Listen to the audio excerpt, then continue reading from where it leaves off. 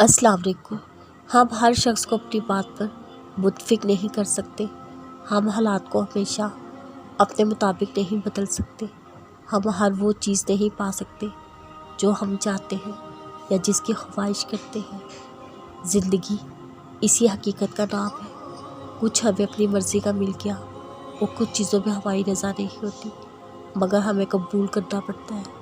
تکلیف دہ حقیقتوں کے سامنے آنکھیں بند کرنے سے یا خود کو نقصان پہنچا لینے سے وہ بدل نہیں جاتی، بلکہ اس وقت تک بے سکون رکھتی ہے جب تک ہم انہیں تسلیم نہیں کرتے۔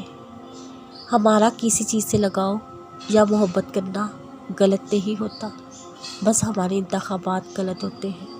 وہ چیزیں بری ہوتی ہیں جنہیں ہم اپنے لیے چن لیتے ہیں، بس اس لیے وہ تکلیف کا باعث بنتی ہے۔ پھر فیصلہ ہمارا ہوتا ہے ان چیزوں کو زبردستی تھام کر رکھیں جو ہمیں بے سکون رکھتی ہیں، یا خود کو ان سے آزاد کروا دیں۔ نصیب سے لڑ کر، اللہ کے فیصلوں کی بے ادبی کر کے نہ کبھی کسی کو کچھ حاصل ہوا اور نہ حاصل ہوگا۔ ہم وہ چیز نہیں جان سکتے جو اللہ جانتا ہے۔ جو چیز تمہیں اچھی لگ رہی ہے، اگر وہ نہ ملی تو اس میں تمہارے لیے کتنی بہتری تھی، اس کا اندازہ تم نہیں لگا سکتے۔ سکون من پسند چیزوں میں نہیں ہوتا، سکون اللہ کے فیصلوں پر راضی ہونے سے ملتا ہے۔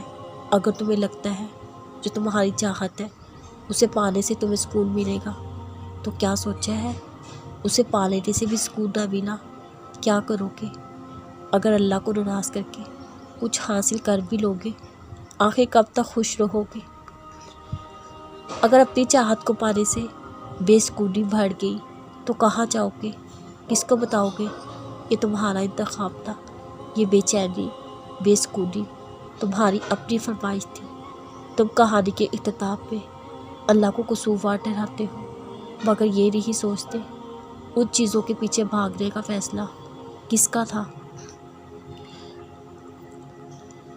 ہاں، دعاؤں سے نصیب بدل دیے جاتے ہیں، مگر اس کا مطلب نہیں اللہ کے بچائے لوگوں کے پیچھے بھاگنا شروع کر دیا جائے، ان کے آگے ہاتھ پھیلانا شروع کر دیے جائیں۔ اپنی ایک پسند کے لیے تم کائنات کی ہر شے چھوڑنے کو تیار ہو جاؤ، یہاں تک کہ اپنی ذات، اپنی جان پر بھی رحم نہ کرو۔ یاد رکھیں، دنیا سے رابطہ ٹوٹ بھی جائے انسان جی لیتا ہے، لیکن اللہ سے رابطہ ٹوٹ جائے انسان ختم ہو جاتا ہے، پوری طرح سے ختم ہو جاتا ہے۔